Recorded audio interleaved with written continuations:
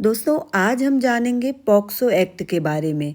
आज हम जानेंगे कि ये एक्ट क्या है, किसके लिए है, ये कैसे काम करता है, बाकी कानूनों से ये कैसे अलग है और क्यों इसको जानना बच्चों के साथ साथ उनके पेरेंट्स के लिए भी बहुत ही ज़्यादा ज़रूरी है। POCSO Act.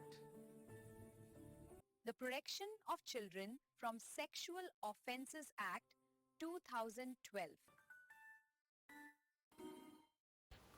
पॉक्सो एक्ट यानी कि लैंगिक अपराधों से बालकों का संरक्षण अधिनियम 2012।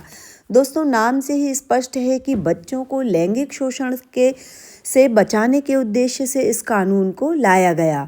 तो प्रश्न ये उठता है दोस्तों कि पहले से ही आईपीसी और अभी वर्तमान में बीएनएस जैसे कानून हैं, तो पॉक्सो की क्या ज़रूरत पड़ गई।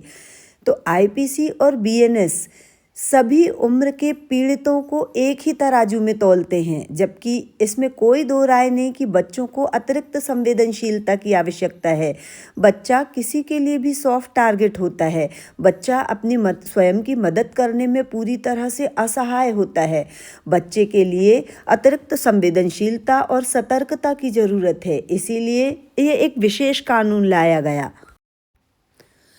अब प्रश्न ये उठता है कि बच्चा कौन है। ऐसा कोई भी व्यक्ति जिसने 18 साल की उम्र पूरी नहीं की है, चाहे वो लड़का हो, लड़की हो या थर्ड जेंडर, वो बच्चे की परिभाषा में वो सम्मिलित होगा और उसे इस कानून के तहत संरक्षण प्राप्त होगा। यह कानून एक विशेष, विस्तृत और व्यापक कानून है। इस कानून में स्पष्ट तौर पर कहा गया कि बच्चा अगर अपनी सहमति भी देता है तो उस सहमति का कोई भी अर्थ नहीं है, सहमति शून्य होगी। इस कानून में कठोर सजाओं का प्रावधान है। पोर्नोग्राफी को भी इसमें कवर किया गया है। जल्दी निराकरण करने के लिए विशेष न्यायालयों का प्रावधान है। जल्द से जल्द बच्चे को त्वरित राहत देने का नियम है। बच्चे को ट्रीटमेंट देना, मुआवजा दिलाना और उसकी आवश्यकता के अनुसार बच्चे के सर्वोत्तम हित में काम करने के स्पष्ट नियम बनाए गए हैं। ये एक पहला ऐसा कानून है जिसने ये स्पष्ट किया है कि अगर किसी व्यक्ति को ऐसी जानकारी है कि किसी बच्चे के साथ लैंगिक अपराध हुआ है, जानकारी होने के बाद भी उसने रिपोर्ट नहीं लिखवाई है, पुलिस को सूचना नहीं दी है, तो रिपोर्टिंग ना करने पर भी स्पष्ट तौर पर कार्यवाही और सजा का प्रावधान है। जिम्मेदार व्यक्ति, जो व्यक्ति किसी काम के लिए बच्चों के प्रति जिम्मेदारी रखता है, चाहे उनके परिजन के रूप में, टीचर के रूप में, पुलिस के रूप में, समाज के प्रतिष्ठित व्यक्ति के रूप में, तो इस तरह के जिम्मेदार व्यक्तियों को दुगनी सजा देने का स्पष्ट प्रावधान है। और इस कानून में बच्चे के द्वारा केवल यह कह देना ही पर्याप्त है कि उसके साथ लैंगिक शोषण का अपराध हुआ है। इसके अतिरिक्त बच्चे की कोई जिम्मेदारी नहीं है।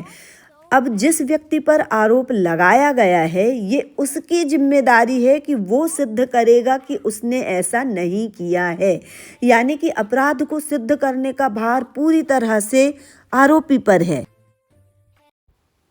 यह अधिनियम न केवल यौन हिंसा से बच्चों को बचाने के लिए मजबूत और समावेशी ढांचा प्रदान करता है, बल्कि यौन हिंसा से पीड़ित बच्चों को समाज की मुख्य धारा से जोड़ने के हर संभव प्रयास करता है। तो दोस्तों उम्मीद है मुझे कि आपको ये जानकारी पसंद आई होगी। तो प्लीज़ अगर आपको ये वीडियो अच्छा लगा तो इसे लाइक कीजिए, मेरे चैनल को सब्सक्राइब कीजिए और जुड़े रहिए ट्विंस पॉकेट से। थैंक यू दोस्तों।